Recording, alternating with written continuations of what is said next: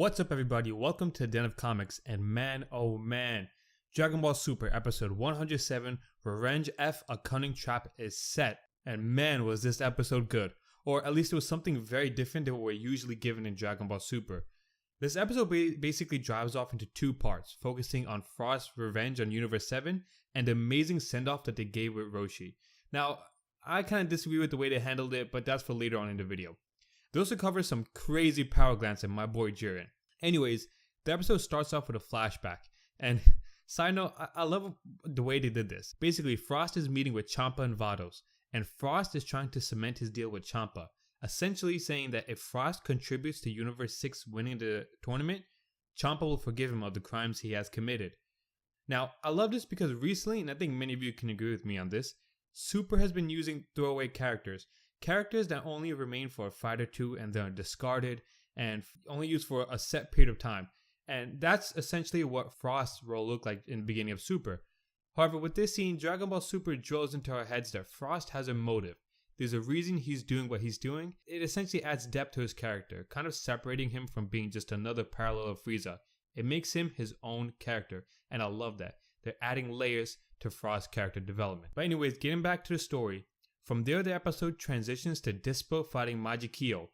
Majikyo, unlike many of the other one-shot characters in this tournament, is actually pretty interesting. He's really different. He has a liquid metal body, and while it looks like Dispo is demolishing him at first, boom, Majikyo traps him and it looks like Dispo is done for right there and then. Now, this is supposed to signal to the audience, damn, Majikyo is strong if he's doing our boy Dispo dirty like that. But the reason they show him handling Dispo with such ease, as we later learn, is that they can show just how powerful Jiren is. Jiren pulls up, unfazed as Jiren usually is, and just one-shots Majikyo at the stage. And that's a cue for us to go, damn, our boy Jiren is strong as fuck. I mean, this wasn't any blast either, this was some powerful shit. Jiren is OP. So after this, the episode shifts entirely to Master Roshi and Frost, primarily focusing on Frost and his vendetta. Frost is basically getting at Master Roshi, and Goku, of course, being his disciple, tries to help, but he's distracted by Ribrianne. And they hint at a Ribrianne fight with Goku later on in the next episode, but that's a different topic. Already we know Roshi is weakened from his previous episodes. Yes, he was bodying those guys, but he's old, he's tired, and Frost knows this. He takes advantage of this and just starts knocking Master Roshi around senseless. So, Master Roshi, like a real nigga, pulls out the Mafuba and fires it at Frost, but he misses.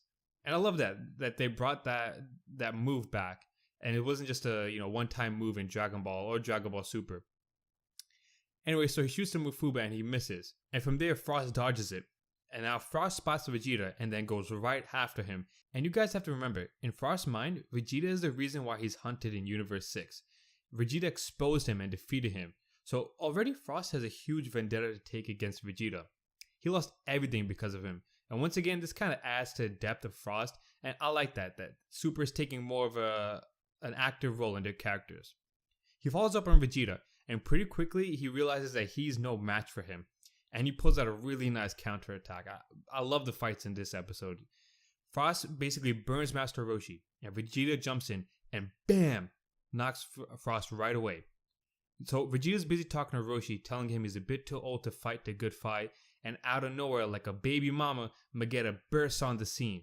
And he's just eating everything Vegeta's throwing at him because remember, Vegeta has the whole indestructible body thing going for him. Now Frost utilizes Vegeta's distraction to his advantage. Roshi tries to use the Mafuba on Vegeta, but Frost reverses the Mafuba, pulls the 180 with the evil containment wave, and takes care of Vegeta. He just bodies Vegeta and puts him in the casing, the Mafuba casing, the jar. So, Frost technically does get his revenge. And Roshi tries to run, but Frost is getting at him. Roshi's old, he's not able to be as agile as he was in the previous episodes. In the last ditch effort, Roshi key blasts the jar and Vegeta just bursts out. And man, do they do Vegeta right. Here's one of those iconic Vegeta moments where he just gets up and gets angry like only Vegeta can. Vegeta insults Vegeta, takes care of him, and like a badass just turns to Frost and says, like Bill Cosby would, "You're next." Frost, of course, gets scared, he ditches the fight and runs away. And this is where the episode kind of takes an emotional turn.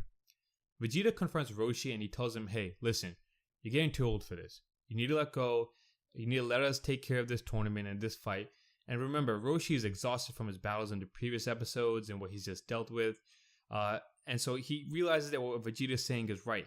And he kind of kamikazes himself off the stage. Like, he just throws himself off the stage because he knows he won't be too active in the fights to come. And honestly, I personally don't really like this because the whole core of Roshi's character is that he always comes back. He's willing and he's fearless, and he's not afraid to go head to head with the young guys, even if he knows he will lose because of his age. And for him to just accept defeat like that, it's not a Roshi thing to do.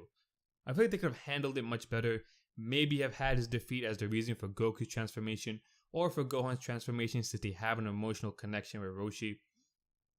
I don't know, I feel like they could have handled it much better. So the episode ends right with that, and now they tease next week's episode with the Frieza and Gohan fight. Frieza leaving the team and Frost potentially backstabbing Frieza, but that belongs in a different video. So that concludes this episode's review, and if you guys want more, join me in the Den of Comics. See you guys next time, like and subscribe, and please holla back at your boy.